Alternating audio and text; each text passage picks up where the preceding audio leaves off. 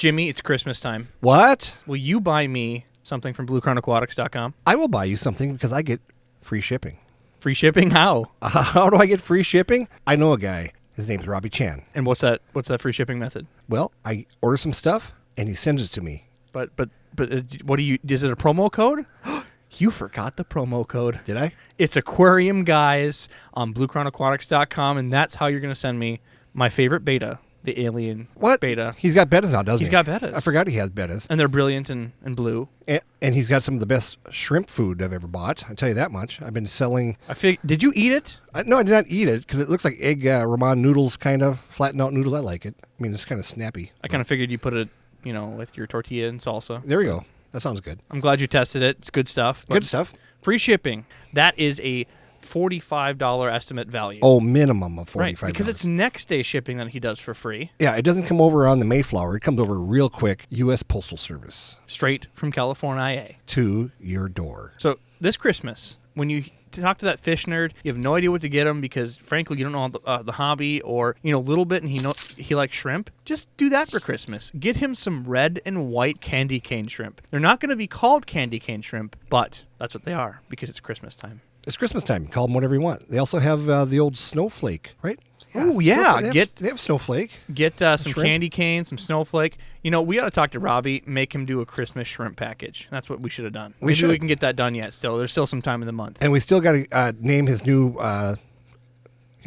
what's he coming up with? He came up with that. Poop juice. Poop juice. Poop juice. That's what we came up with. He's going to have biological bacteria in a bottle. That's what you call it. I was trying to think of the proper name. I really hope he locks down poop juice. Poop juice. Well, now we have to talk about the charity and Ohio Fish Rescue. Again, these guys are fantastic. Go to their YouTube channel. You'll get to see exactly what they do on a day-to-day basis.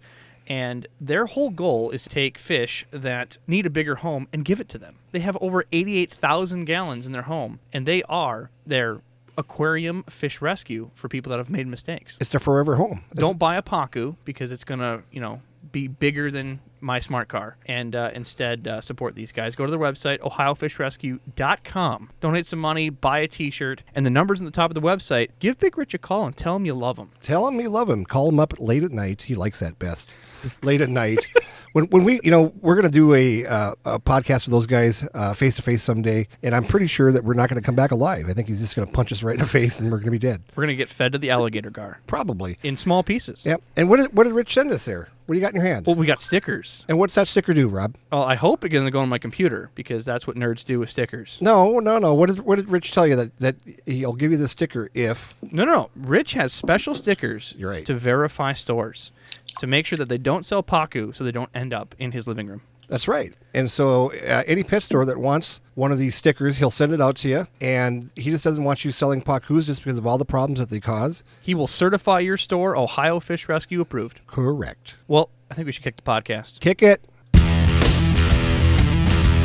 Welcome to the Aquarium Guys podcast with your hosts, Jim Colby and Rob Zolson. Welcome to the Aquarium Guys podcast. I'm so excited. Christmas is coming, and Jimmy's going to buy me a gift. So what we've agreed to is that for the three aquarium guys here, we're going to do a Secret Santa to each other, right? And how it's going to work is I'm going to buy Adam a gift. Adam's going to buy Jimmy a gift, and Jimmy is going to buy me a gift. And we've agreed that we have to. Jimmy, agree to this, please. You have to keep it under $5,000. Really? Yeah, because I'm usually the big spender of the bunch, aren't I? Right. Yeah. Actually, keep it down. Right? I can keep it under $5,000. How much is a lap dance? I'm just wondering. I don't know. Adam? I don't know anymore. Yeah, he doesn't know anymore either. Yeah. So I'm Rob Zolson. Hey, I'm Jim Colby. And I'm Adam Elnishar.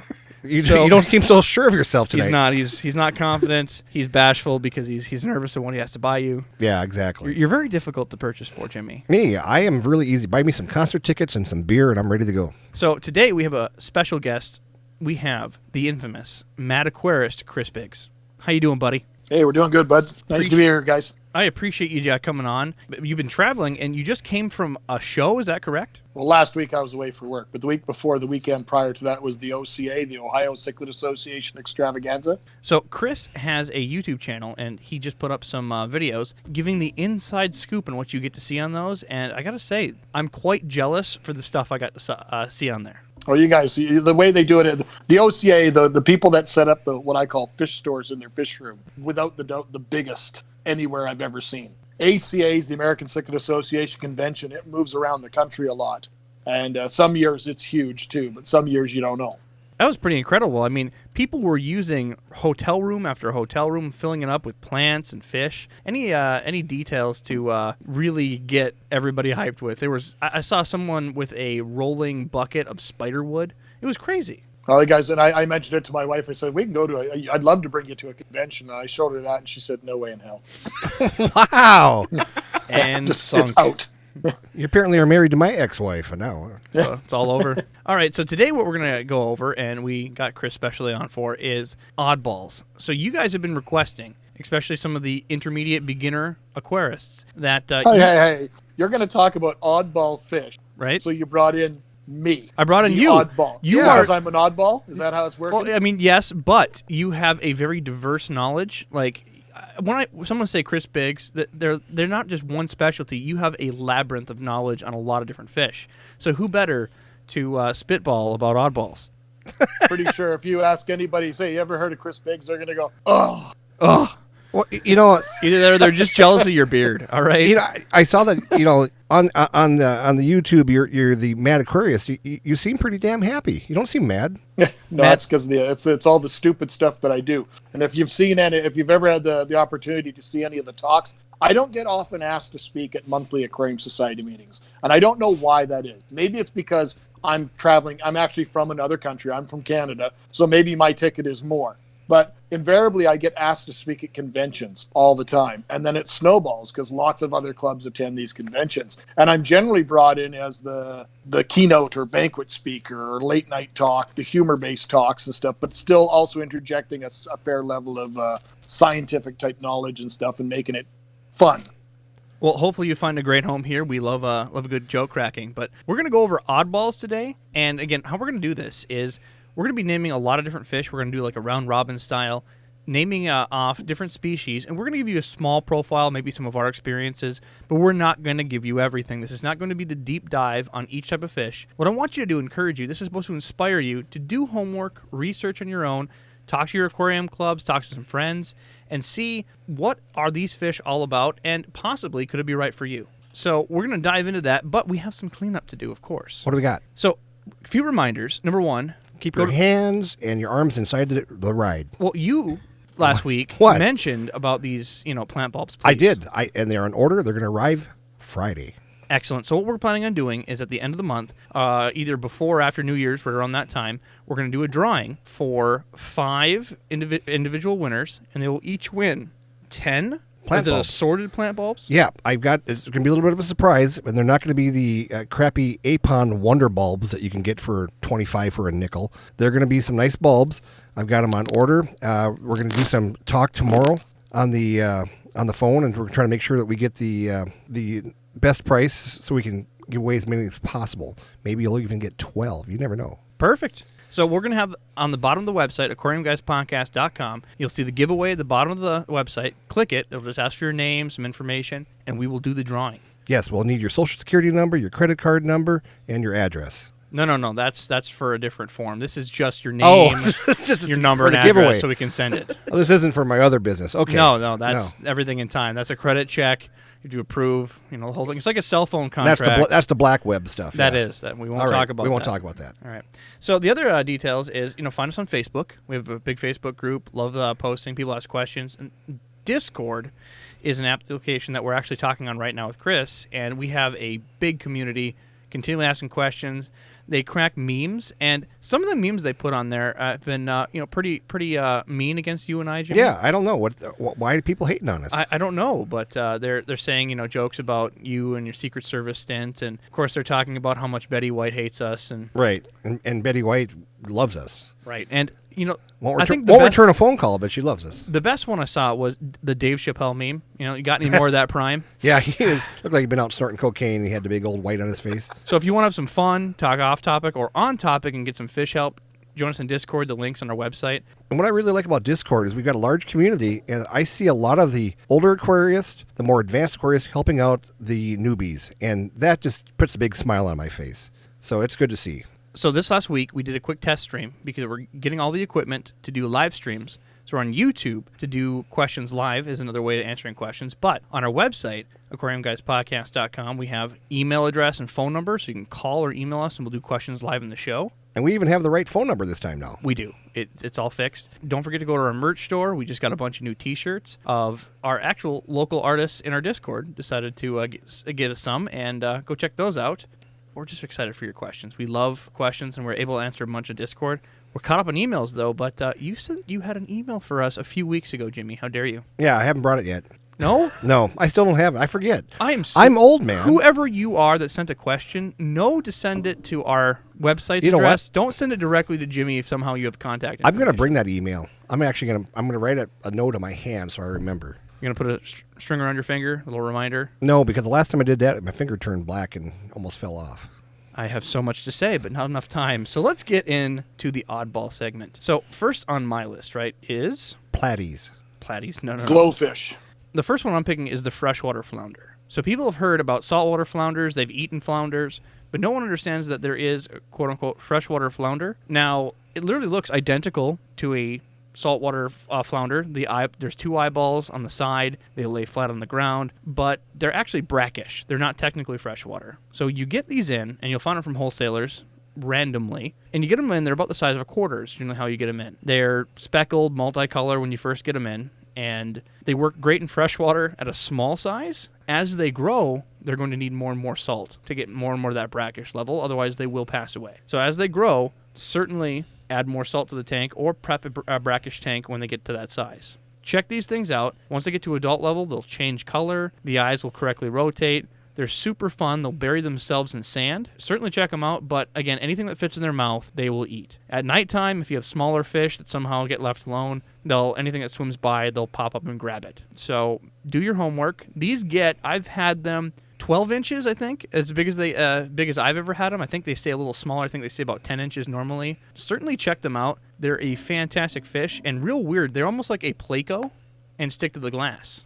And they're relatively inexpensive. They're not that expensive at all. Really cheap. So if you want to talk to your local fish store, I bet they're very willing to get them in. And is this the one they call tonguefish too? I've never heard them called a tonguefish. I've heard somebody call them a tonguefish, I thought, but maybe I'm wrong. That might I've be been a wrong thing. before. Yeah. So can you guys get them in the States? Yes, we can. Absolutely. Because that species has such extremely wide, it's not one species, but flounders, if you want to call it, just generalize it. They have extremely wide distribution, and they are native ones all throughout the southern states, going all through Central America, and also into South America and stuff. They go all along the coast because they're brackish, they're estuary fish. So in Canada, that would be a fish we wouldn't probably normally be able to import. Sad day. But because they'd look at it, well, you want to know what's even funnier. It's not an oddball, but one fish that is not allowed for legal import into the province of Manitoba, white cloud mountain minnows. Why? Well, you could just imagine the threat that they would pose on our native fish, because all of our native fish up here are very delicate. We have muskie, pike, rock bass, walleye, trout. These things are very, very delicate species. And they cannot handle aggression at all. So if something a white cloud got out established, whoa. Could you imagine, it just taking down two sturgeon? Exactly. It'd just be bedlam. A 5-foot sturgeon getting taken down by a white cloud. It'd be over. It happens all the time. So in that case, you guys must not allow things like dojo loaches or anything. No, I don't know. I don't know about what weather loaches and dojo loaches, but honestly, same as you guys, the way the laws are written are not necessarily written by the most educated people in those fields. They're usually done by impulse. Same reason that you guys have no access to any of the Chana species. It makes no sense. That's a massive family of fish with there's some that could cause damage. And those have been brought in, but they sure as hell have not been brought in by the aquarium trade. Those ones that have caused the problems have been brought in through the underground markets, through the fish markets, through the Asian communities and stuff, because those are prized fish for consumption. And those ones, Asiatic, Chinensis, all those big ones, that's where they have come through. Those are not aquarium. So you're saying I'm never going to taste it? The Chana Bleheri and some of those smaller ones, they're ideal aquarium. And a lot of them are wonderful fish to work with, wonderful fish to breed. They're colorful. A lot of them have everything that's to offer keeping aquarium fish. But just because they catch one snakehead outside of Washington, all of a sudden it's a bad thing. The whole family's banned. Smooth. Yeah. Well, back to the flounder. So when you talk to your local fish store, because again, you're going to try to source this from somewhere, The local fish store, if they know anything about it, they're fine getting these in because they don't have to set up a separate brackish tank because they get them in small and they'll sell before they get too big. Certainly, they're cheap. They'll be able to get them in if they're in the United States. Check them out. They're a fun species and stick to almost anything. So, Adam, what do you got? I've got half beaks. So I like the half beaks. I've tried to get golden half beaks from Jim Forever when I had my store, and I never got any. I got them. I think, Rob's got them. That's how that works. It's not who you know; it's who Jim likes. Exactly. You pissed him off. That explains quite a bit, Jim. Now. Yeah, it also explains a little bit about your whole octopus endeavor. Whoa! That's another podcast. That's another No podcast. Spoilers now. Shame. We do have one in the can that we'll bring out here. Story time. It's called Story Time. And if you want to hear how stupid Adam is, I mean, we all know it already. Hey, be nice to him. No, I've known Adam since he was 15 years old. And Actually 12. What, were you 12? Yeah, 12. Wait, did he come down your chimney? No, I did not come down anybody's chimney. Oh, but anyway, so we have a new podcast that'll be coming out here in the near future, and it's called Story Time. And it's about silly stories that have happened to all of us, good, bad, or indifferent. And most of the funny ones happen to Adam because he's funny. When we say funny, harmful. Harmful, painful. Equally funny. Yeah. But no, the half-beaks is more of a category. There's a lot of different species, and the ones you were mentioning, the gold ones, right, are very small? Yeah, the golden half beaks are what I always tried to grab. They're about maybe 1.5 inches, 2 inches. They like the brackish water from what I've done whenever I could get them. And they're bright, shiny fish. They stay on the top half of the water.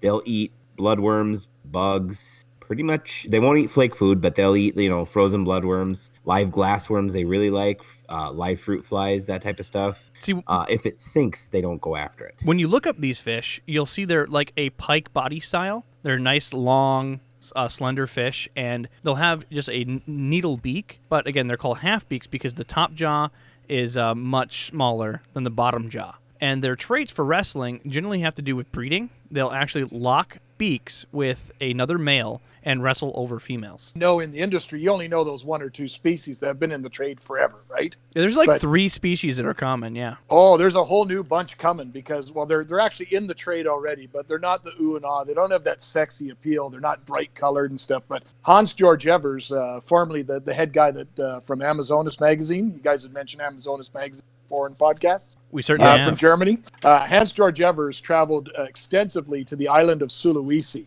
I don't know if you know where Sulawesi is, but it's this little tiny chain of islands that looks like a sea in the middle of absolute nowhere. But in Sulawesi, he's done presentations on this island and the fish from here, and he gets so excited about it. Well, all that's there is these half-beaks. There's about 3 or 4 species on this chain of islands. They're all brown. They're all completely freshwater, but they're all brown. And then all the super exotic shrimp from those islands, Denurlerai and all those really weird ones. They look almost like saltwater shrimp, some of them, but they're completely freshwater. The only problem being is none of these fish will ever get established in the trade because they need a pH of 9, 8.5 to 9 with almost no hardness. Now, you guys are pretty established aquarists. Try and fathom making that water. Good luck. Do you live by a volcano for some reason? Yeah, but the problem being is almost all these things have been destroyed now in the wild by the introduction of tilapia, so they're pretty much all gone. That's pretty sad. So these wrestling half-beaks, any of the ones that I've dealt with, have all been live bearers. These are all they're all live. There's only 2 genera of half-beaks. So the only experience I've had is with the smaller golden variety. They're generally a white body with maybe a little bit of color on the tail, and they have like a golden shimmer to them. They stay 2 inches relatively. And they're a lot of fun. They stay away from other fish. They're generally peaceful unless, again, there's males. And it's not one of those deals where you put 2 males and they're guaranteed to fight. They'll only do it over females for, spawning purposes. What's that one half-beak that the male gets that almost like that red little thing on his lip? Oh, you remember it back from the trade? That's the only half-beak I've ever kept. Isn't it? Is that it? Yeah, it might be it. That's the only one I've ever kept and bred was that one. But I remember they were probably 3.5, maybe 4 inches in size, at least for the males. The females were smaller. Yeah, those get a bit bigger. And you said that they love live food. They really do. They'll take a cricket down that's bigger than them and start trying to rip pieces off of it. But I did successfully get them on flake food. As long as it stays to the top, they're going to attempt to interact with it. But did they thrive on flake? Mine did. I bred them on There? flake food. I think was that's, lucky because enough. that fish has been established in the trade for a long time. It knows what the problem with engineered fish foods, and that's what they are, is actually getting the fish to actually realize that it's food, right? The food's there, the food quality's there, the nutrition's there, it's sound, but it's just getting the fish to actually recognize that it's food. Right. And I actually did have to do a little bit of training. It wasn't overnight that I did this. That you actually have to take a tweezer with some food, hit the water surface, kind of like you're training a beta to go on pellets that have been wild beta caught. They'll see that surface tension wiggle, and it actually they'll hit it just for the sake that it's trying to imitate a bug. Once they did that, they'll dither, learn, meaning they'll see another fish eat it, then they'll give it a try. So after that, it was all downhill, but I had to at least get it started on flake. And the reality is, several of us are older school aquarists back in the day, and even still today for some of these oddballs, is almost all of them are still wild caught, right? So we all are, a lot of people, that's a very important to bring up, is a lot of us are forced to deal with those type of challenges, getting that animal to eat properly first on the best type of food we can offer it that's closest to its natural food, and then slowly trying to transition it to something that's a bit easier and readily available. Absolutely. And when you're saying dither fish, you mean like a fish that has already eaten his food, correct? Correct. So one fish will see another fish eating flake and give it a try. Because I've been having some pretty good success. I've been bringing in some discus from China, and I bring them in, and they don't know what flake food is. But I usually keep one discus left from the last batch, and when he's eating flake, within 2 days they're eating flake and they're doing fine. And I've had very good success with these particular type of discus. I've also brought in a lot of Tony Tan discus. That's what I have in my own aquarium upstairs. But the Chinese discus that I've been bringing in have been the best bang for my buck, so I'm able to make a few dollars. Well, shame on you for not having live blackworm, established and ready for them. I do have live blackworms, but I went to the doctor and I got rid of them. So. Oh, thank goodness. Yeah. All right, so Jimmy, you were pretty excited when we got this list together. What is your first fish? My first fish is the South American leaf fish. And the reason I like the leaf fish so much is dead or alive, it still looks the same. I feel like you've gotten burnt in the past getting these shipped in. Yes, I've gotten burned many times on these. I had a customer up in War Road, Minnesota, who was bound and determined to have every type of leaf fish known to man, brought in, and he wanted to keep them all together. And the South American leaf fish is what he had the most success with, I should say. And he would bring them in, and they're brown. They look like a leaf. They got a pointed nose, and they're more of a brackish type fish. And so you need to keep a little salt with them and stuff. But once they are in the tank, man, they are just wonderful little fish to have. And I think they're just spectacular, and you don't see them anywhere. So a lot of these oddball fish that you hear, they're mainly unknown because people don't want to give brackish a try. Brackish is a really easy thing to maintain. You don't have to have hard mass amount of salinity. It's just adding some salt to the tank. So when you do water changes, simple test, add a little bit more here and there. It's a very easy thing to do, and there's so many fish that can be brackish that are normally fresh, like mollies. Mollies excel in a brackish environment that are normally kept in fresh water. I just brought in 75 sailfin mollies this evening. Went up to Fargo, went up to Schmelt Airlines, and picked up my fish, and they're sitting in a box in my home, and I still have to go put them away when we get done with this podcast. All right, so we're on a 2-hour timer is what you're saying. I don't care. I got all night. Excellent. So one question, though. When you brought the gentleman in War Road his fish, say that they didn't come in, did you just prank him and put a bunch of almond leaves in a bag? I did, and he was not that smart. So, yeah, he was, hey, that's only $12. Thanks, Jim. Didn't check it until later, No. called you back? And I said, well, I must have died. It's your problem.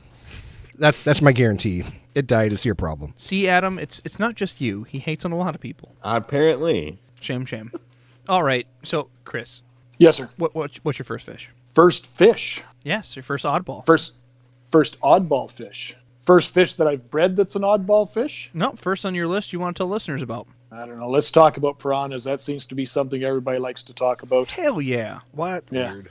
Now, I've never kept any of the real, what we'd call the sexy ones. Like somebody had mentioned, Adam mentioned, like the rhombius types, the blacks and the silvers and the golds and all those ones. Those are fish that you can only keep singly for life. You buy them small, they're going to be expensive. You're going to grow up big, they're still going to be expensive. And you keep them by themselves forever. So which ones are you that mentioning? I like are the red bellies and the caribas and all those ones that are, nice shoaling fish They're all I feel like breedable. you've had these in your own experience. I've never, like I say, I've never kept any of the elongated or the long beak ones, those ones that have to be kept solely by themselves. My interests are very, very, very black and white. My interests are always in captive maintenance, captive breeding, and then I move on. I figure out that every fish to me is like a puzzle, and I figure out the pieces of the puzzle to make it happen, and then I move on. Because as an aquarist, that's really that's what the way I view my goals are. And I can manipulate almost everything that I want to manipulate to make a fish breed. I can manipulate water chemistry. I make my own water using RO water. We can manipulate it as aquarists by heat, so we can make any environment we need to.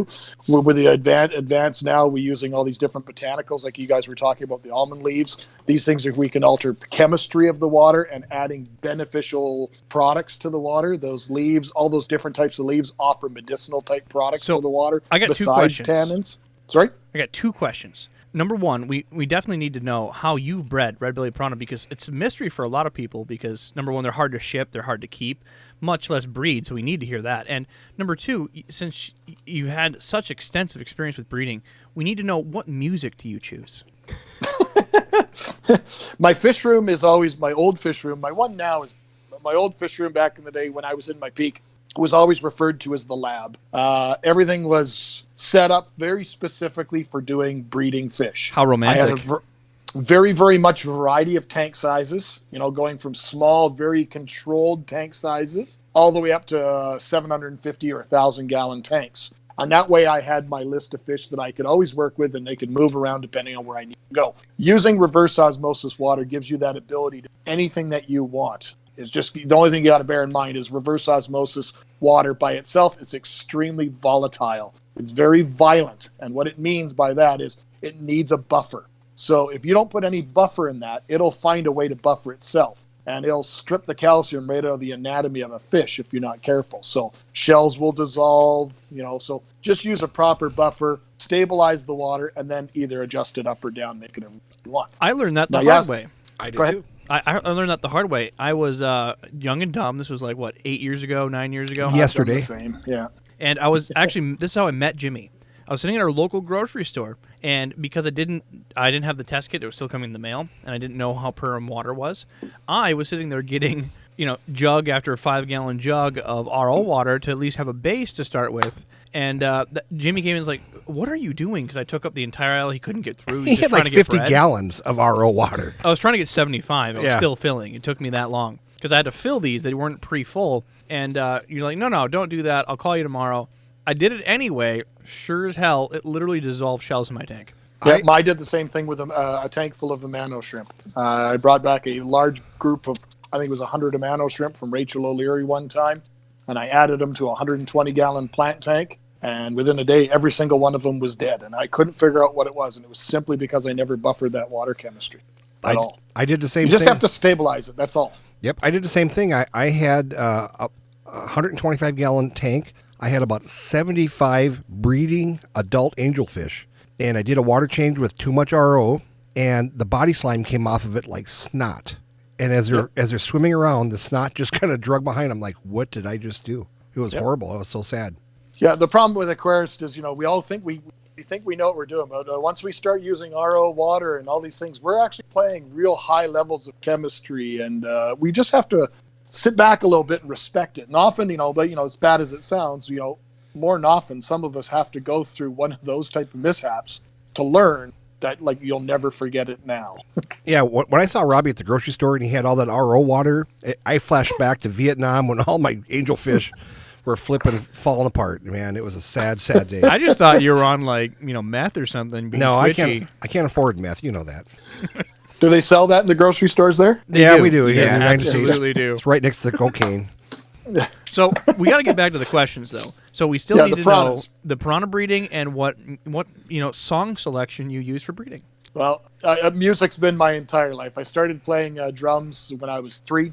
I started touring when I was 12. I did it professionally for a number of years, and I've toured a lot of places and stuff like that all over the world and stuff. And I got out of it because I'm very, very compulsive, and I joke about the meth and all that sort of stuff with you guys there because I knew some good friends and stuff that lived in those kind of areas, and I knew that that's a big problem that's prevalent to you guys. And I'm not segueing into something that I was one of those type of people, but I have the very type of impulsive personality that I'm either all in or not. And after going to a pile of funerals in my 16th or 17th year, I says, no, I don't want to be a part of this. And now you keep fish. And I stepped out. So I got into fish because my fish has always been around my life. And I always want to find, but I have to have that science background. And that's where the breeding came in really, really quick and easy. My first breeding a first fish when I was a little kid just cemented that quick. But for piranhas, like if you've ever bred a convict cichlid, Okay. You can breed piranhas. They breed very, very much like cichlids. Really? The problem being is people don't understand. People buy 3 piranha and then they set them up in their 25-gallon tank. And then as they get bigger, they buy a 40-gallon tank, and they slowly move them that way. If you really want to be successful with piranhas, buy a group of like 8 or 10. Like for me, for breeding fish, if I go back in the years when I was in my infancy and I was starting to breed fish, a bag of 6 at an auction or at a pet store, no problem. But as the species get more obscure, harder to find, 8 to 12 is now my minimum. And for piranhas, the bigger the number, the better, because you're going to lose some. As they go through, you know how you keep a big group of cichlids, they beat each other down to cement that pair? Puberty. Piranhas are exactly the same way. And once you've cemented a pair, they will stay as a pair pretty much for life, as long as they're well fed. And the problem being is, back in the day, people always just used feeder fish and stuff. Or the, even worse side is that they would basically try to convert them onto things like strips of beef heart. That is the most wrong type of product. Just a good quality krill, smelts, fish-based meat-based that these fish would naturally see, and just keep them good and healthy. And once the other factors, they have to be mature. Like you're looking at a piranha mature, you're looking at well over a year before it's going to be mature. And it's got to be, a good 5 inch, 6 inches in size before it's going to be fully sexually mature. And then they'll show you. The male will start courting the female. It's exactly the same for all large characins, be it the silver dollars, all the different Matinus species. And I'm sure Pacu would probably be the same if any of us ever had a tank big enough. Maybe Big Rich could be the first to be successful, because God knows everybody wants to have some freshly tank raised Pacu. Oh man, do we ever? Wow. That'd get his hair up in a hackle. $3.99 a piece, baby. Yep. But the piranhas will the male will start courting the female. And even if they're in a school in a 180-gallon tank, the male will start courting whatever female he wants. They're not like other characins where they just kind of come together and gush and stuff just goes everywhere. Like some of the cyprinids like barbs and stuff and koi. These guys actually form a pair bond, and then the male will start courting her and bring her over to an area in the tank, and he'll build a nest. He'll take detritus and leaves and litter that are in the tank and make kind of a nest for her. I don't think the nest actually shows any benefit to it other than it's just an isolated kind of an area. There's no visual barriers like he has to be behind a wall of driftwood or rocks. It just becomes this visual thing that they creates this kind of a nest. And then they'll spawn, and the male and female lay non-adhesive, kind of gelatinous kind of eggs. And then they will take care of them. They will watch the eggs, which is very uncharacteristic for a characin. Normally they don't. Silver dollars, they come together in the tank. The courtship is identical. They don't build a nest, but they'll come together and they'll spawn, and they'll release milt and eggs at the same time. And if you have in my 750, when I was working with some of the silver dollars, when you get like dinner plate size silver dollars spawn in a big tank like that, it's really adult looking and it's gross. If you say so. Wow. So I have a quick question here. For the piranhas, did you try to have baby piranhas and baby silver dollars at the same time? Because I know in the wild, the baby piranhas will like take little bits out of like silver dollars or pacus that to help like release aggression, because they'll like all pretty much go at the same time. Or how did you diffuse the aggression in the babies? It's very challenging. I'd be lying if I'm saying anybody that I know that's ever bred piranhas, and I probably know 20 people that have bred certain species of piranhas. It's generally the same sort of list, because nobody's working trying to breed some of those insane, solitary, mean ones. Because I don't know anybody that is. But any of those ones that are in that red breast or the Caribe types, those ones they're all the same. But they're all extremely predatory on each other. And same as cichlids. Like when you raise a batch of cichlid fry, it doesn't matter if it's a big dovi or if it's a convict. You will notice that if you're not diluting and keeping your water chemistry on par all the time, you will notice that certain ones will grow faster than others, right? Well, Yes. The bigger ones are always going to be your dominant males.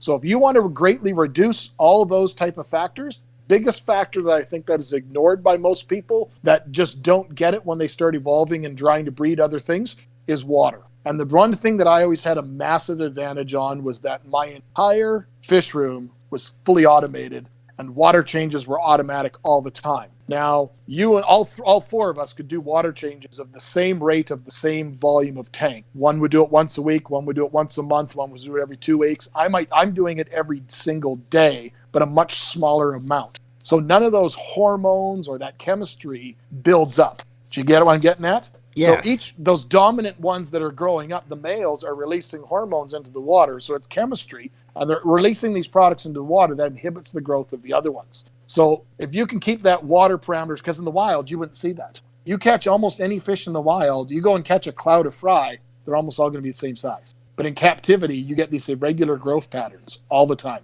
That's And fascinating. that's water chemistry, because they don't deal with that in the wild. The water's constantly flowing in the wild, but we don't do that in the aquarium, right? Yeah. Secrets have Fish been unlocked farms today. in Florida, they do the same thing. Like a lot of the big fish farms that are really southern Florida, there's no mud, there's no ground. So you don't go down there and think there's all these beautiful mud ponds and stuff. No, it's crushed coral rock. And they etch it into the ground, and the water runs 24/7. And where does the extra water go? It just filters through the bedrock and is pumped right back up again. And you don't get that irregular growth in all those cichlids that are raised at all those South Florida farms. Right. You just don't see it. And that's what it is. It's a factor of water chemistry. Well, to continue Yeah. on the piranha subject, so Adam, we just talked about red-bellied piranha. What are the other two obscure piranha? So I've actually had both black and gold in my store. I had special orders for them, and they were a pain in the ass to get because they had to come straight from Peru, or supposedly from Peru. At least that's what the list said, because I had to translate it.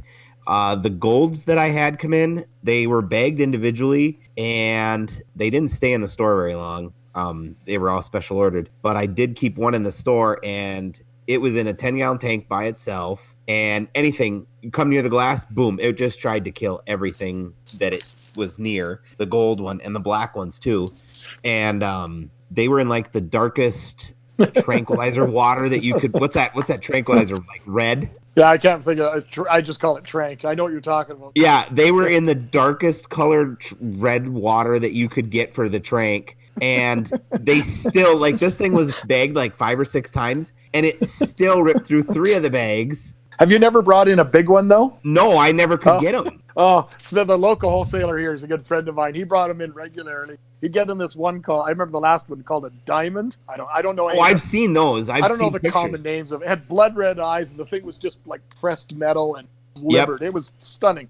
But it came inside the fish bag was like a gas can, like a camping gas can with all these holes punched in it. And it was like this perforated gas can that had this hole cut out of it. And the fish was thrown in that inside a bag, and then it was in a wooden Genius. crate. And I'm like, what are you sending here? But he always saves those type of things when he brings those random weird ones, and he saves them. He says, "Oh, I got a treat for you. Come see what I got." If you can find a picture of that would be amazing to put on social media. Yeah, Well, he had the same thing when he brought in the electric eels. He saved those specifically for me because he thought it would be fun. Yeah, I've seen some of those come in, and it's like a ice cream pail with a lid on it, with a bunch of slots in it, and it's floating around in the bag. In a bag. Right, and it's genius because I can't tell you how many times I have put a piranha in a bag and then picked it up off the floor 30 seconds later because it went right through the 3 layers of bag and newspaper. Yeah. Well, that's how they ship the red bellies. They take a big box, a foam cooler. They line the cooler in newspaper. Then they put 4 thick, hefty bags and then dump shredded newspaper in hopes that they won't puncture 3 of the 4 bags.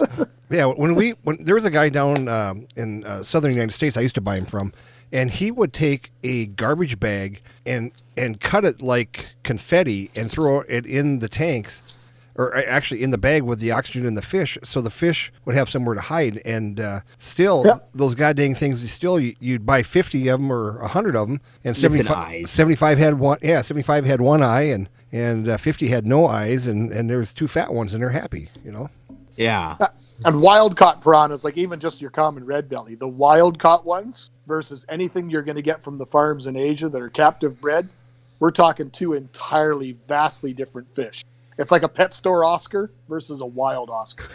Wait, there's a big difference? Oh, huge. Oh yeah, Huge. It's a pet store Oscar is like owning a basset hound, and a wild Oscar is like owning a wolf. Yeah. Huh. Yeah. Right now, I can purchase wild Oscars that are caught. They're paying people money to go out and actually physically fish for Oscars out In Florida? In Florida, and Yeah. it looks like somebody first, took them out of the wild and then drove a truck over them. And then punted them down the road, and then drug them behind a car. They are so beat up and so scarred and so ugly looking. So Walmart Oscars is what you're saying.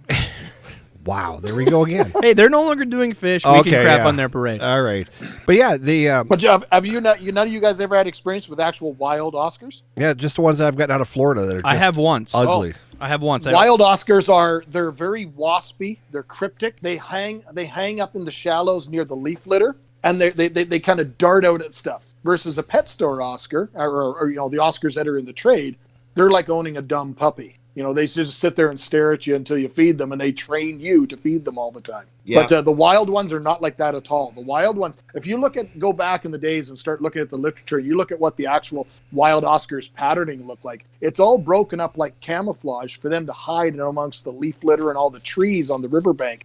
And that's where they find their food. Because an Oscar only gets to be about a foot. So in the wild, it's probably only going to get to be about 8 inches to 10 inches in the wild. But if you know what the Amazon is like a giant channel. And all the giant pilmodellid cats, all your predatory cats, they own the Amazon. So every other fish that's from South America hugs the walls, so to speak. Keep your your little apistos, they're in the leaf litter, buried under a leaf for their entire existence and all the stuff, and then they get a little bit bigger. But that's where an Oscar lives. He lives just, in a foot or two of water, in amongst all that leaf litter and in amongst all those submerged trees, so he could feed on all those little fish. Because if he went out in the open water, the Oscar's food. And it's pretty shallow, right? Where they're at. What, the Amazon? Yeah. Where Well, no, the I mean where the Oscars are. It might only be 3-4 feet, 6 feet, whatever. I'm sure they have a zone that they kind of work within. But as well as I do, all the catfish, they come out predominantly at night, and that's when they come out and hide. So all these, these trees and branches and all that stuff that we put into our tank to make them look like, oh, I'm making the Amazon. Well, that's also the shelter that these things need. If not, every single fish in the Amazon would be gone. The catfish would just eat them. Yeah. Gobble, gobble. Red-tailed cat gets to be 6 feet. A Paraíba gets to be 9 feet. These things can take down a fair bit of fish every night if they want. It's taller than you, Jimmy. Yeah, everybody's taller than me. Yeah. One of my first memories here of I was down at Florida Fish Farm. I think I actually was at 5D, if I remember correctly, quite a few years ago. And I asked them about if they raise their own Oscars, because I had somebody who wanted, at that time, longfin Oscars were just becoming a thing. Boo. Hey, I second the boo. I'm just telling you a story. And so I said, hey, you guys don't have any longfin Oscars. I got a customer looking for them. And they said, no, but you want to see where we breed the Oscars? And so they took me, and they had an entire greenhouse. The entire thing is probably 75 foot long and maybe 30 foot wide. And there was a walkway down the middle. And what they had done is they took each half of the greenhouse, and they had lined it with a pond liner and brought the water up to a depth of about 2 foot. And what they did is they took cement blocks and made basically little bedrooms for these Oscars. So as you walk down the walkway, there'd be a pair of Oscars inside these cement blocks, and the male would be standing in the doorway protecting the eggs. And so they would go by and check for eggs every day, and they'd grab the eggs on a piece of slate. And because the Oscars were so goddamn possessive of their eggs, the slate was probably about the size of a football, but they actually had a wire on it that stuck out of the water, so you could grab the wire and not put your hands in the water to grab the slate. But they probably had, I want to guess, probably 75 to 100 pair of Oscars in there, and they were just pulling eggs left and right. And I was just totally amazed about the amount of Oscar eggs that they were going through. And I said, "There's no way you guys can sell that many." And they just laughed and said, "Yeah, you wouldn't think so." It's one of the top 25 aquarium fish in North America. Now, 5D has not bred that fish for you're talking probably at least over a decade. Right? Yeah. Oh yeah. Now, 5D has not been breeding that fish actively for a long time. There's one guy, there's one guy in Florida that controls the availability of Oscars for all of North America trade. His name is Patrick. He is I call him like the mad scientist. This guy is amazing at what he does. I've been to his facility a few times. I've never been able to be there when he's in actively raising, which is the one thing I definitely want to do. But, to go from Canada to Florida, it's not just a weekend trip, But Shout out to controls Patrick. everything, and everybody has to kind of treat him really, really well, because that's all he really does. But what he does is he has a small farm. For a Florida size, he has a very, very small farm. But what he does is he breeds them, like you saw, in smaller controlled conditions. He strips them, and then his hatchery is literally the size of a double car garage, and they're only like 10 or 20 gallon tanks from memory. But his entire hatchery is run on liquid oxygen. It is insane to see it. He will have 1,000, like an entire hatch, in a 10-gallon tank where it looks like water was added with a pet or a turkey baster or something. There's just so many fish in that tank. But he pumps this liquid oxygen through the whole thing, and he provides almost 90% of the Oscars for the trade. Seagrass and all incredible. those people. It's all coming from this one guy. It's insane. Yeah, I didn't know that. What is liquid oxygen? I'd never heard of it before until seeing him. I've never heard of this liquid oxygen or whatever you're saying. What is that about? Well, I don't know how to explain it even further. Like, I saw his place, and he's the one on my YouTube list. I have a series called the Aquatic Masters series, and it's basically wherever I travel, I want to be able to go and sit down with somebody that has something to offer that's different or unique. And Patrick has been in my top 10 list since I started. I just haven't been able to make it back to actually sit him down and go through it. He's somewhat temperamental. He likes to do different stuff because he's a super passionate aquarist. And he started working with tigrinus catfish, and he started working with zebra plecos, and he started breeding a whole bunch of different weird L numbers just because he could and other people couldn't. I don't think that's a factor on the. He's the guy. I call him. There's two guys down there. There's him and there's Andreas. Andreas is another one you really want to pick the brain on. Andreas owns a BioAquatica. This is the guy that breeds all the clown loaches for the trade. He breeds different synodontis catfish. He's the one that anybody in Florida is working wants. If the Florida fish aquaculture says, we want to introduce a new fish this quarter, and they can't figure out what it is or can't crack it, they give it to Andreas. He's the one that's cracked so many fish for the industry, far and above anybody else in North America. I just want to point out he's a displaced Canadian. There you go. There you go. It's the maple syrup. That's what it is. Oh, absolutely. Well, yeah. So before... Go ahead, Adam. Well, I was just remember that one fish that we used to get in, where the females and the males, the guy would just what the heck were they wrote, and the guy would just he wouldn't let a single female out. All we'd get was the males. Oh, I think they're at that time. I think they're called dace barbs. Is that No, what they were? you're probably talking about what like you're talking late 80s? No, and then about Mid 90s. mid 90s. I'm wondering if it's Melanitania praecox, because Heiko Blair was the one that discovered the praecox dwarf rainbow, and they were distributed only through Equil Water Resources, which now is Seagrist. And they actually sent out a full-page flyer of the beautiful neon blue with red fins, but no pet store for the first year or two ever got a female. They always got these full-colored males, and it was stunning. Is that the one you're thinking of? No, they were a barb, or not a barb, an Indian shark. Well, They were the ones with the gray with the red and the black and white fins. Oh yeah, you're the Denisonii barb. Yep, there you go. Torpedo barb, yeah. Yeah, Well, those I were don't ones. I don't even know how you sex boys and girls on that one. And that's a pelagic species, so that's not a species that's going to be bred readily in captivity without the hormone induction. Well, I'm going to pause you guys. We're going to get back on track. We have done a power tangent here. We're about over 50 minutes in. Just for sake of time, let's change this one up. fish. Well, I really want to get, because you have a crazy story that you told us before the podcast that we really want to get to. So what I'm going to do is I'm going to try to shotgun some names. And again, this podcast was intended to go over oddballs. So we're not giving you the full scoop. We're giving you some names. We really encourage you to do some research, see the pros and cons, and they're oddballs for a reason. So find that reason to see if they have a specialty need, specialty food or environment. But certainly check them out, do your homework, and see what you can find. So what I'll do is I'll go through a few details of my list, and we'll just finish up the list, and then finish up with Chris, and we'll talk about some heart attack, maybe. Huh? Wow. All right, he's in. He laughed. There we He's go. laughing. A lot of these fish we were talking about are Not dead. are brackish fish. And I encourage people to start up a brackish tank, because a lot of these cool fish that we're talking about tonight are brackish. Right. So And they're fun. They're fun. So next few on my list, I'm going to try to shotgun these out, is the red barracuda. So most people associate barracuda of either the car, if you're Jimmy, or the saltwater fish that people actually try to catch for sport. They get quite large. They show aggressive to shiny objects. But there is a freshwater variety that has a hue of red to it, and they stay quite small. They'll grow 8-10 inches. Certainly check these out. They need special requirements. Again, most of the stuff in the oddball list, you don't see them because they have special requirements. These are very skittish, and you have to associate them with a normal pike you'd fish with, right? They like to be undercover in some weeds. Anything that swims by, they'll go out and strike and try to catch. That's this same type of fish. So if you have an open area aquarium, they're going to act skittish. When you walk by the tank, they're going to dart away and disappear. They're going to get easily stressed out. So keep the light a little dimmer and make sure you have nice, tall, planted aquarium so they can literally hang in the leaves and wait for some creature to go by. These are normally kept on live food just because any type of barracuda needs to have that striking behavior. It's one of the few fish that I have yet to see anybody successfully completely convert over to pellets. And even if you do pellets, you should still find some way to give it some sort of a live food on top of it, because they still need, just for that behavior, for their own health, they need to be able to strike something. And just from their nature, being a barracuda, don't have smaller fish with it. They will disappear or get hit. You never know. But check them out. They're fun. The ones I've gotten are pretty hardy as long as you can keep the light dim, tall planted tank. Next one on my list is the African butterfly fish.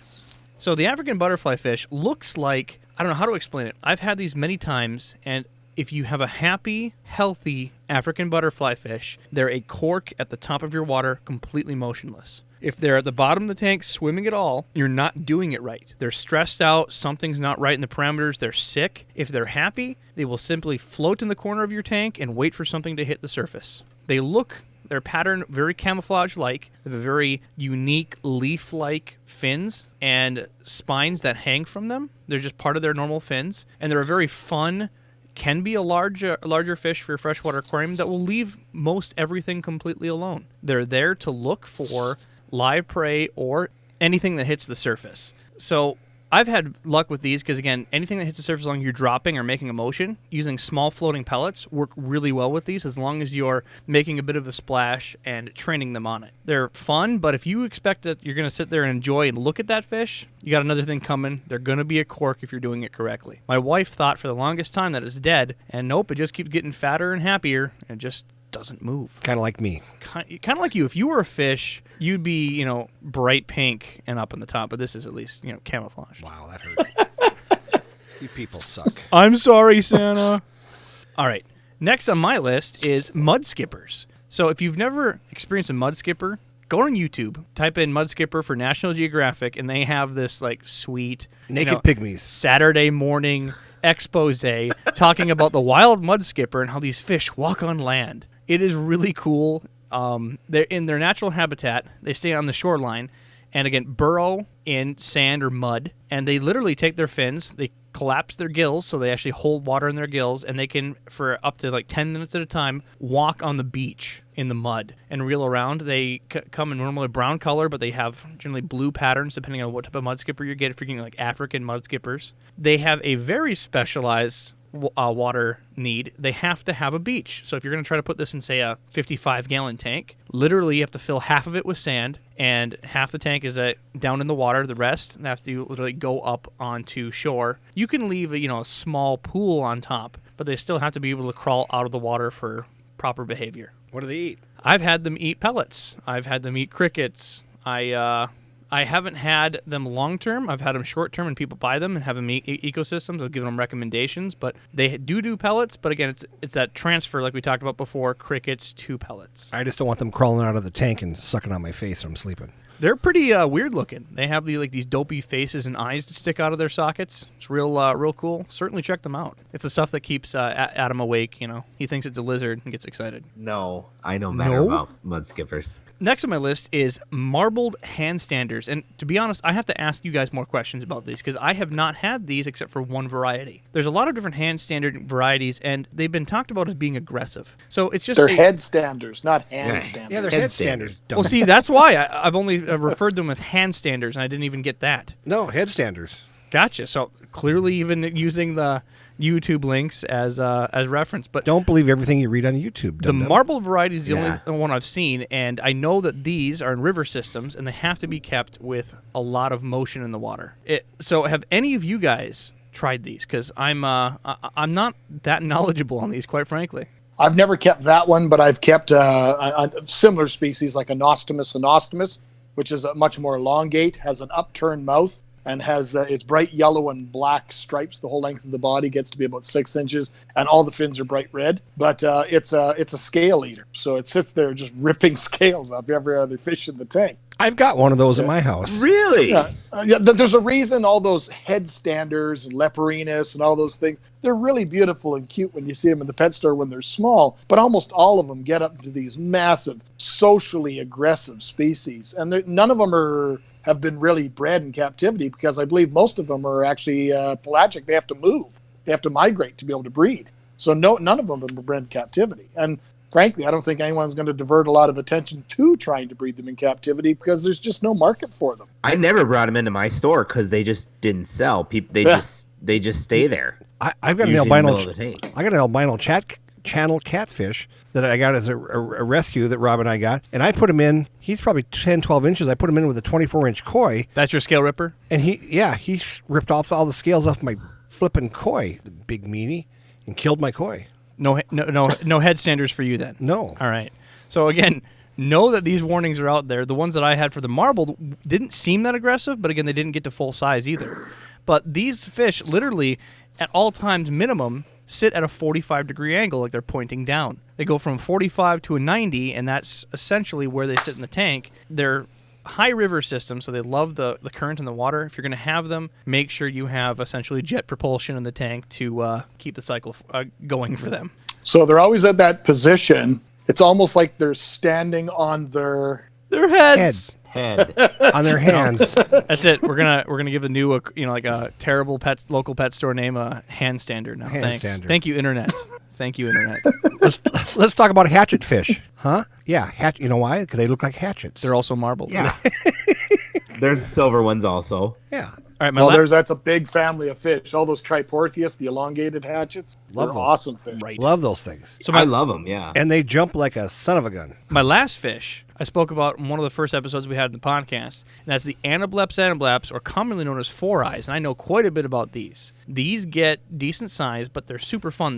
They extensively live at the surface, and they have two pupils in their eyes, one set that's looking down, the other set that's looking above the water. They essentially look, I can describe them as like a dolphin or frog fish. The ones I had were about 10 inches, and they are live bearers, but they have really weird breeding habits. You have to have a gonopodium either to the right or left, and the females, privates, have to be to the right or left. So if you have a right-handed gonopodium, you have to have a left-sided female so they can breed correctly. Now, Jimmy's been shaking his head and really not believing this, but Chris, you got to back me up on this one. You've had these, right? Well, yeah.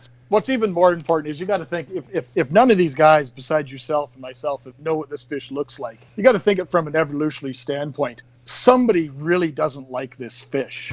God hates this fish. It's not attractive at all. It's gray. It's chubby. It's got a stretched out body. And as you say, it's got these bisected eyes so they can look independently above and below. And not only that, let's make it hard for it to mate. It's like the fat guy at the bar on Saturday night. Like, you've got to wait for the last pickings. On a Tuesday terrible. night. Does your wang Yeah. curve to the left? No, I'm not into that. Everybody Wang Yeah, Chung yeah. tonight. You can't go on Saturday because that's when the new comics come out, right? So Oh, Lord. So somebody has punished this fish for no reason whatsoever. God hates this fish. they really are fun, though. They jump up and down in the tank. They interact and socialize and play. And when they're sitting on the surface of the water and their eyes stick up, they're adorable. They're so ugly, they're adorable. I love the hell out of these fish, and I got a pretty penny for them. I'd still have them today. And I just And they're a true estuary fish, though, so they do need very, very specific water chemistry. And Yes. I want to ask Rob, because I know the answer to this. So you had a huge tank for this thing, and how much did you spend for this tank at Walmart? So I recommend on these tanks because think of the fish. What kind of tank do you have, Rob? I'll get to it. The fish need surface area. They don't need depth, a lot of depth. They just need surface area. So you go to Walmart, right? You take a $10 bill out of your pocket in the summertime and you go buy yourself a plastic kiddie pool. Oh, Lord. That's like $40 Canadian, just so you know. Just, for yeah, reference. that's like the transfer rate. $700 European, yeah. Right, something like that. And it's just deep enough, and it has a crazy amount of surface area to keep a nice, pot of 4, pot of 6 in there with plenty enough room. Really a fun fish, but you can't have them in a normal tank. There's not enough surface area. You have to have something like a kiddie pool or a pond. He invites me over. He's all excited about these things. Go to see him. You got to see him, Jimmy. You got to see him. So I go on over, and there's a freaking pink pool in the middle of his living room with these cockroach of fishes. I just wanted to stomp on them because they're staring at me. They're literally, move and they'll stare at you. The fish has a lot of problems in the trade because it's not a popular fish. One, it's visually appealing in the fact that it's very different. But I think the average aquarist will lose that appeal quickly because they can't keep a lot of stuff with this thing. You got to think about it. It's a soft-bodied, it's not scaleless, but it's a soft-bodied, doughy fish floating at the surface. Any fish at all. It's a silver turd. It's a With turd. eyes. It's a silver turd with they eyes. They just can't handle any aggression. Where this fish lives is protected by these mangroves and these little estuaries where it doesn't have any competition from anything. So it lives out of life. So if you're willing to set up a kiddie pool or, like, as you say, a very big tank with big surface area and work with them and breed them, that's good for you because that fish should be in the trade, but it's never going to ever have mass appeal. It's wonderful when you see it at a public aquarium. They're impossible to find, and when you do find them, they're going to cost a bit. But if you do, they're so much fun to breed because they will birth live pups, and the pups are a couple inches when they come out. They're big. Yeah. They're big guys. So if you find a male with a left one and a female with a right one, and you could interconnect these things, then you'll have pups. You'll have pups. Well, that's the challenge. And it's only a couple. Like we talked about the prawn. You can't just go to the pet store and buy, okay, I'll take this male that's hanging to the left, female that's going to receive to the right. You can't do that because that's not natural selection. He might not like that one. So you got to buy like 6, 8, 10, 12, whatever, and hope that, they kind of... You get one pair, maybe. Yeah, you were lucky. Did yours breed for you? They did. They'd breed, but then I had to sell them pretty quickly. But again, you're not going to get a lot of babies out of them. They're huge. You're going to get at most 4. You're not going to get a lot out of that fish. Yeah. It's not a good retirement plan, is what you're saying. No, it's not an investment fish. It's just a fun, weird. They brood and keep their pups close. It's a weird family system, and they'll stare at you forever. Yeah, and if you want your friends to make fun of you, get some. All right. What are the last you have on your list, Adam? Well, the only one that I really wanted to talk about was elephant nose. These are one of my favorite fish. They are basically, I don't know if you'd want to call them blind, but they use an electrical organ to sense around them. They are difficult in they only literally eat like live blackworms, frozen bloodworms, that type of stuff. I have not gotten them to eat anything else. But one thing I found out is they like toys. So you have to give them stuff to play with. I would go and I'd put bobbers in my tank and little balls of aluminum foil until those got tarnished. So I went to bobbers and they would play with the bobbers at night. I would raise a lot of nocturnal geckos. So I'd look in my tank and there my one elephant nose was playing with all the bobbers because he would just get bored otherwise. And they're a very intelligent fish, and I highly recommend them. I'm going to try and I have an idea on how to breed them, and I kind of want to get a big group of them. Chris, have you ever worked with elephant noses and bred them or anything? I've never bred them, no. I've worked with them a few times over the years. They're not a fish that is ever really in Canada since like the early 80s, late 90s, early 80s, early 90s. Since being prevalent at all in the trade at all. The problem is getting fish out of the domestic Republic of Congo is challenging at best. It's not an area of the world that, has a stable economy. Yeah. It's always at war. Or a stable trying government. to get a fish exporter because you have to send them, you got to send me $2,000 and you just send it away and you'll never ever get any fish. That's just the norm of dealing with a country like that. So if you're a wholesaler or importer and you've got a good connection there, great for you, but it's not a fish I see very often. Breeding it in captivity, though, there's a lot of questions that I would pose with it. I think that fish is going to need an environmental crash. That's something that's going to be like a trigger. Like when you think South American fish all have triggers that breed them. And we either need one trigger or many triggers, depending on how far away from wild the fish is and, how specific its environment is. But they're all things that we can control. And with West Africa and stuff like that, we could probably do those same things. And what I mean by something that's going to crash, same with like clown knife from India. I know it's not related whatsoever, but they breed like cichlid. And the way to breed a clown knife is grow it up big and mature and then have an accident, meaning your heater sticks on and cooks the tank to 95 degrees. And all of a sudden, boom, that's a trigger. Because in the wild, the water's going to start to dry up, right? Some of these areas, these little isolated pools and stuff, where a fish like that has no ability to defend itself whatsoever. Its eyes are so diminutive, like you pointed out. It lives in the absolute darkest, shallowest ponds. And it sifts around with its little appendage looking for food sources. I think you're going to need a pH to crash, a temperature spike. I think you're going to need lower water, extremely soft, bringing the hardness down to nothing, and probably being even pH down to 5 to be able to some sort of a trigger to even get that. But there's so much stuff that's not known about that fish. I often wonder if that's a pelagic species as well that needs to have a migratory, an area that has to migrate to be able to get to some spawning grounds. And that's not something we can replicate. That's the one thing that we cannot replicate in captivity is fish that need to migrate. One of the things to consider is you can't use some of the traditional medical treatments. Say, like for ick, you can't use methylene blue with them. They're scaleless. They're scaleless. Right. So if you're going to have it, you have to be prepared with other methods like UV filters or such. Just know that you have to deal around with that. Now, if you're going to try to breed them, you're crashing the pH, you're upping the temperature. They will get stressed out. Now you have cases of ick or something else, and you have limited ways to treat them as well. So it's going to be difficult to say the least. And let's talk about the most important piece. They look like Gonzo the Muppet. They do. All right. They're like it's Gonzo. frankly They're creepy. a great fish, though. It's creepy. Well, that is one fish that I can tell you with honesty that in Florida aquaculture, they have been trying to work with it, but it's been kind of put on the back burner because nobody has had success. And what I mean by that is even some of the top fish breeders and the scientists have been trying to work with it. They have tools in their arsenal that hobbyists just do not. And they've adapted tools using products that are from like the salmon trade and the trout trade that are hormone induction. And I've seen how it works, and I've seen how it happens with fish like clown loaches, some of the different Synodontis cats, black ghost snipes, SAE. all your red tail, rainbow sharks. All those fish are now bred commonly in Florida, and it's all hormone induction. These things are not done on their own. They're literally hauled out, injected like they're giving them heroin quickly with a dirty needle and thrown back into the vat. And that has been done with the different types of morbids, like that one and your dolphin and stuff like that. And none of them have been receptive to it. And that's honestly the only thing that I can think of off the top of my head, that group of fish, that Ovaprim had no success rate whatsoever. So it's a bigger piece of the puzzle that we're still missing. Now, Chris, I got a quick question on the elephant nose, and I don't know if this is true or not, but I heard that Germany used to keep these elephant nose in their tank where the water supply came in and out the other side of the tank to keep eyes on their water quality. And if the water quality diminished, then the elephant nose would be stressed out and they could watch that. Have you ever heard of that?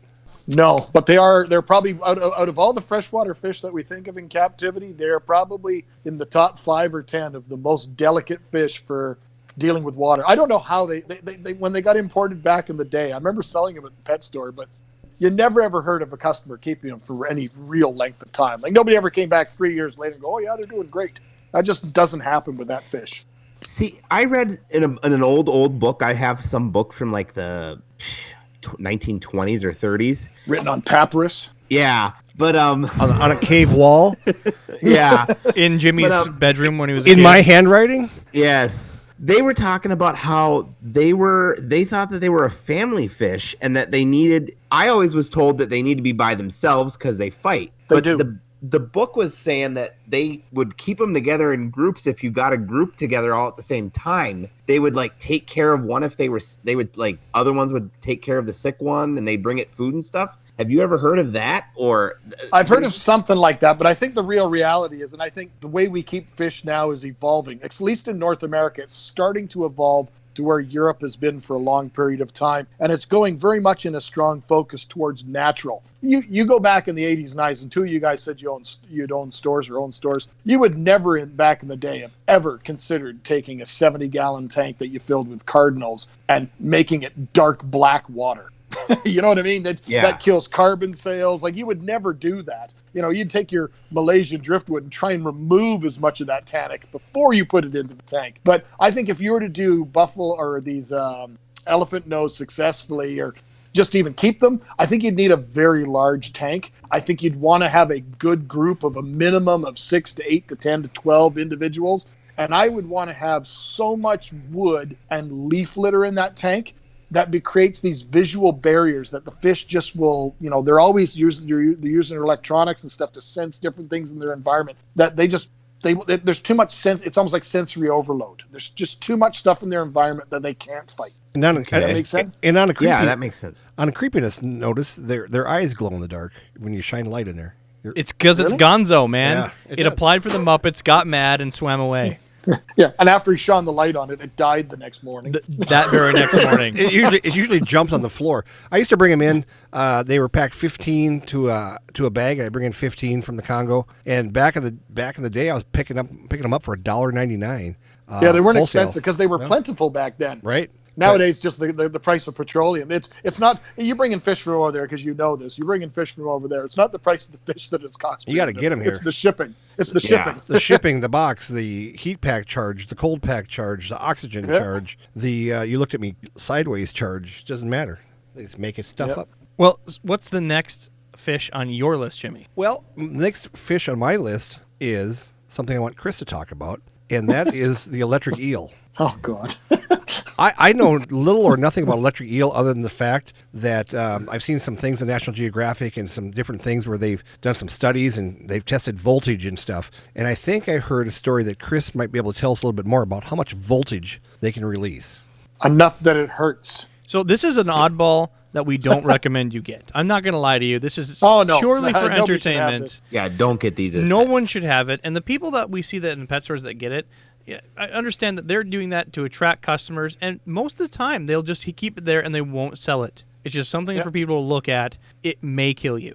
The aquarium I just saw, you guys might have seen this too. I just saw on one of the social media platforms that one of the big public aquariums actually is using their electric eel to power the Christmas tree at the public aquarium. I just saw this past week at Tennessee Aquarium or something like that. I saw it as well. You guys saw it? I saw it as well, yes. Yeah, but the big zoo in Berlin, and I know I've seen it other places, but at least that one's fresh in the mind because I was actually working on a video pertaining to dangerous animals just the other day. And the zoo in Berlin has about a 3 or 4 foot electric eel in a perfectly set up tank, and it has a voltage meter above the tank. And you're sitting there watching the fish, and as it goes through its environment, it'll be kind of poking through the leaf litter and stuff like that. You'll hear these little volts, and they amplify it so you can hear it. And you see these little spikes as the animal searches for food. It sends out these little pulses, almost like a sonar, to try and search for things. Well, my only experience in working with one was we had one years and years and years ago when I was younger working at a pet store.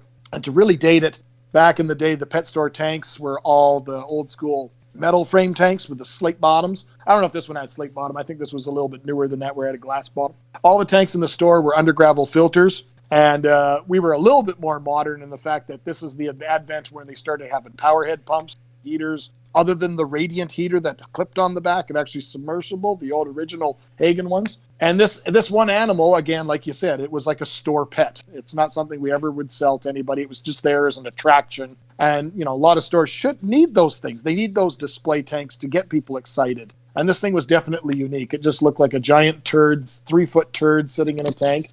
And it would constantly short out the heaters and the power heads. But once a week, I would work in his tank without any issue. I knew it was electric, but I thought more along the lines of black ghost knife and elephant nose and those sort of things. I didn't think like touching both fingers onto a car battery type electric.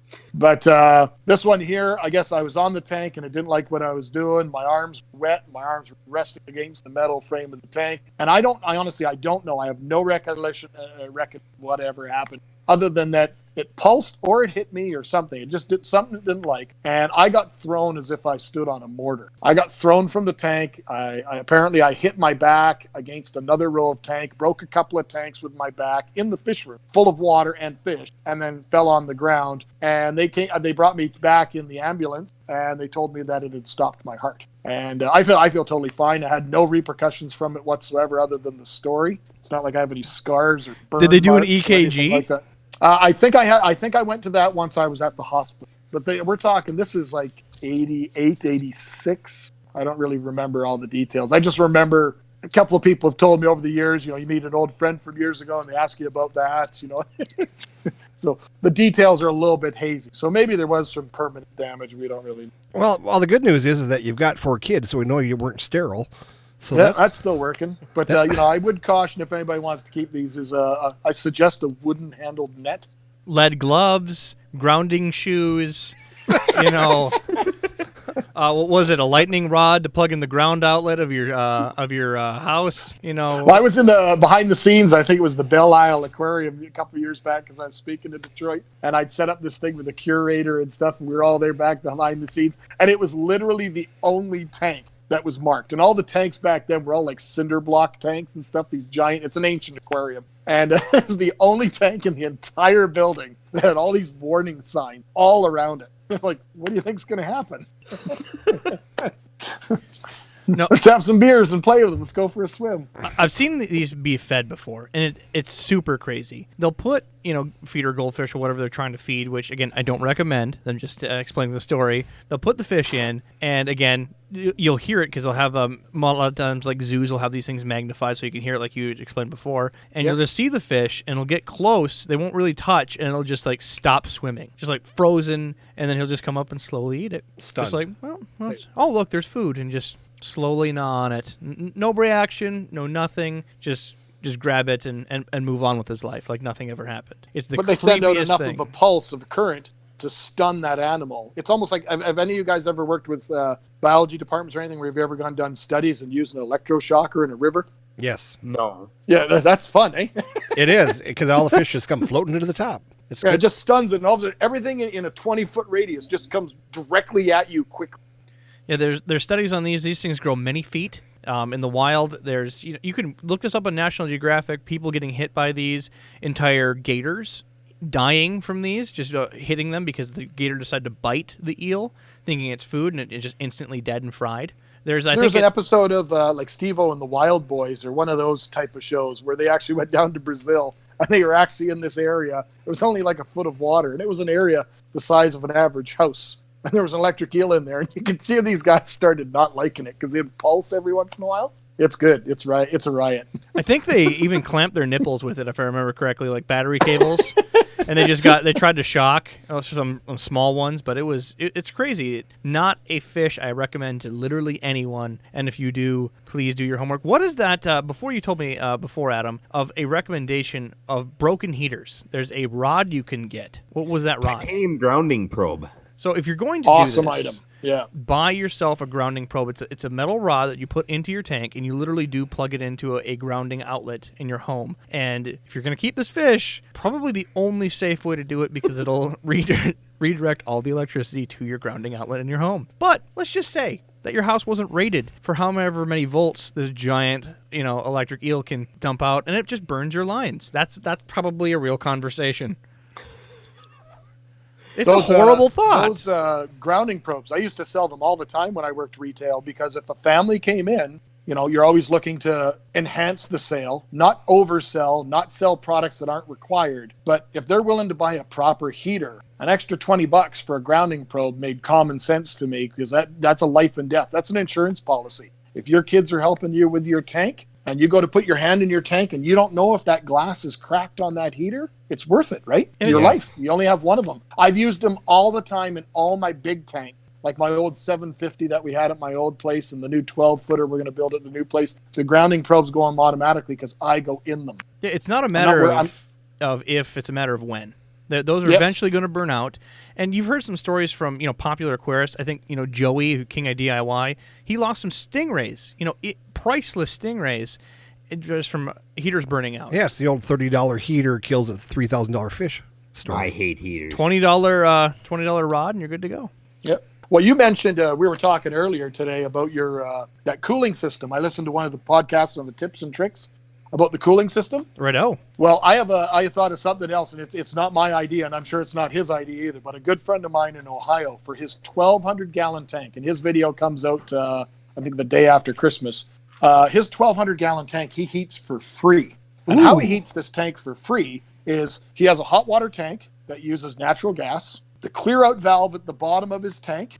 he actually put an extension onto it so he can add something to that line. So he tapped into a water line, a hot water line, anywhere in his basement, because his tank's in his basement. So he did it in the ceiling before his fish room. He tapped in that line and put a 100-foot roll of PEX attached to that line. And then that roll of PEX, he left 90% of the roll of PEX in his sump for his 1,200-gallon tank.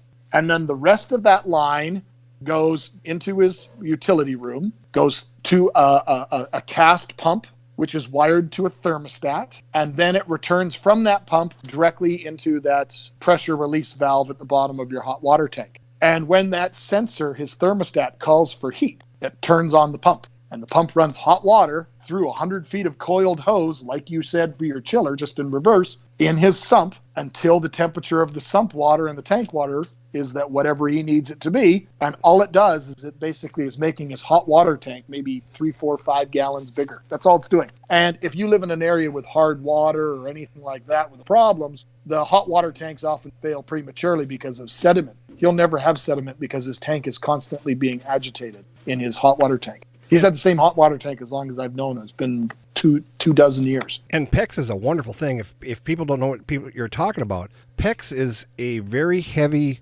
plastic hose that you could use. They have 3 different types of PEX now. And one of my buddies is in construction, and he just educated me last week on the new types of PEX that are coming out. But PEX is a very heavy hose, and what's wonderful about that is if you're remodeling your house, it's easy to run these through your walls, and they're very flexible, and you don't have where you're trying to take a copper tubing and trying to what do you call that when you solder when you're trying to solder with a hot gun in your walls and stuff. PEX, you just take a metal clip and you spank on there with a special crimper, and it's relatively not that expensive. And like you said, PEX is just a wonderful thing. If you have not tried using it, absolutely go out there and do your research and try to figure out how it can work for you. It's the fish keeper's dream. You can buy those little fittings they call shark bite, and literally you just cut the hose to length and pop it into this fitting. Yep. I'm same as anybody else that's used it. The first times you go from using copper to going using PEX, you're terrified thinking there's no way this is going to work. But I've never had a piece of PEX ever fail on me. Yep. And the coolest thing about his system, like the one that you guys talked about with your tips and tricks with the cooler, is that water's not being contaminated in any way. It's a 100% enclosed loop with the hot water tank. And it's a giant radiant heater. And it's free. It didn't change for him to heat his giant 1,200-gallon tank to 83 degrees for his South American biotope. It has not cost him more than $1 a month on his hot water bill. Right. That's insane. Yeah, and even the new PEX they've come out with, that PEX has a memory, and how you put that one on is you put a pliers sort of tool inside the PEX, and it takes and opens the PEX up. You run the PEX on your fitting, and it shrinks back. And it has a memory like that. Wow. And that's cool. I just watched it on This Old House the other day, and they were showing that. And I was talking to Ty about that, because he's in construction. See, I need more hobbies. I'm a fish guy, IT guy. I should definitely transition that into, fish, construction or woodworking. Yeah, let's talk about trying to get my fish room for Alexa to run my fish room like you were talking about. Exactly. Yeah, let's Which works talk great. about that sort of stuff. More actual working in your fish room. It's okay to put your hands in the water. It is, yes. Yeah, there's a friend of mine that did a YouTube video in Chicago, and Alexa does his water changes for him. And I'm like, really? What's the point? I can't even get Alexa to do the dishes. Alexa, go watch my fish for me because I'm too busy. Well, that's a problem with the automation. We even mentioned on the auto feeder on that episode, don't use the auto feeder every day. You need to interact with your fish, know what's going on. So automation can only go so far. But Chris, it's been fantastic. We appreciate the story, and we're glad to see that you made it through the heart attack of the electric eel. I didn't have a heart attack. It stopped. It just stopped. Yeah, that's what they tell me. Whether it's true or not, I don't really know. I'm not dead. You heartthrob you. Yeah. Well, so you have not dead and not sterile. There you go. Yeah. You built a reputation. You go to these expos. You're a public speaker. You're quite knowledgeable. And now you've started a YouTube channel recently. Tell us a little bit about that before we disconnect. Well, it was basically by pressure of many people kept badgering me over the years to get started doing it. Joey was one of them, actually, at the very beginning. He didn't pressure me, but I saw the power of it. I was the keynote banquet speaker at the Big Fish deal in Washington, D.C. or Maryland I don't know which number it was. And it was the first time Joey had ever spoken before outside of YouTube. And I remember meeting him, and we knew we were both Canadians. We chatted. I didn't know anything about YouTube. Honestly, don't think I've ever even watched a YouTube video until that point. We chatted for a little bit, and that day we went to the convention. The first night, Jeff Cardwell did a talk. He does what I call National Geographic talks. He's an amazing speaker. He collects all over the world. But his talks are bird, river, dog. Here's the truck we took. Here's the dirt road. Here's where we stayed. Here's the food we ate, that sort of stuff. Wonderful, wonderful presentations. He's known worldwide for them. And then Dave Schumacher from Dave's Fish did a talk. And then Joey did his first talk, and it was like an inspirational talk, and it was legend. And then then Saturday, the same format, the same three guys, and then I followed it. And Joey brought to that convention, just by him being there, probably at least an additional third of the amount of people that were there to see him. And when I came on after all those talks that night to close the kind of convention down before their big auction, there was probably 750 people waiting. It was without a doubt the biggest convention I'd ever done. And that was at my infancy when I first really kind of came back doing it. But crazy.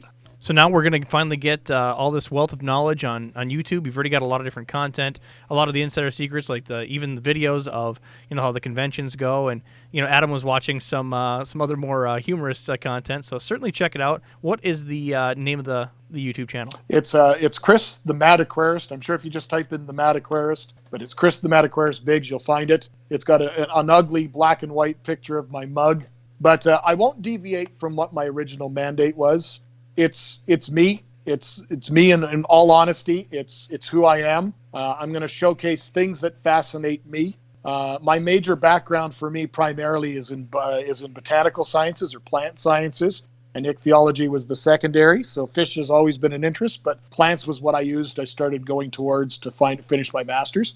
So I want to try and showcase fish, reptiles, plants, but things with a bit of a twist. I don't think anybody out there wants to see a 30-minute video on how sexy I think an oak tree is. It's not something that's easy to do a video of, but the tree of death, poison ivy, or some really volatile plant from Madagascar, or mimosas, the little sensitive plants, pitcher plants, all these things that are carnivorous. Those things I can tell a story to. And then same with fish species that have a unique little twist or a story behind them.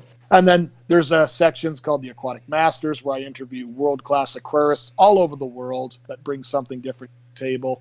And then there's different series called Rants, which are Into the Mind of Madness, the Mad Aquarist. It's just going to be whatever I want it to be, and hopefully the people are enjoying it. Well, don't miss it. Go to his channel, subscribe, and you'll see him on other places. He's guest starred with Rachel O'Leary, the How a Fish Rescue. Certainly check him out. Give him some love, and don't forget to hit the like button afterwards, because that's only decent. That's like you leaving your tip without having to do money. So just give me the tip. Just give him the tip. Just the tip.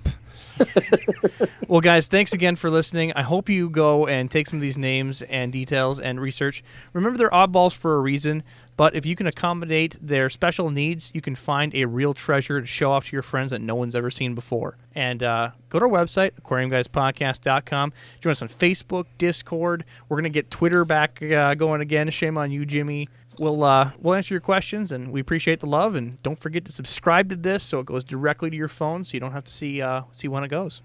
Well, if they do that, then I don't have to tweet out anymore. No, you have to tweet. We're going to get back on the tweet train, buddy. I'm not very good at tweeting. I'm not very good with the electronics. And unless it's a jukebox at a beer hall, I'm not very good at electronics. Just not good at all. I need to see this jukebox. But thanks again, guys, for listening. Thank you, Chris, and we'll see you on the next one. Thanks, guys, for listening to this podcast. Please visit us at aquariumguyspodcast.com and listen to us on Spotify, iHeartRadio, iTunes, and anywhere you can listen to podcasts. We're practically everywhere. We're on Google. I mean, just go to your favorite place. Pocket Casts.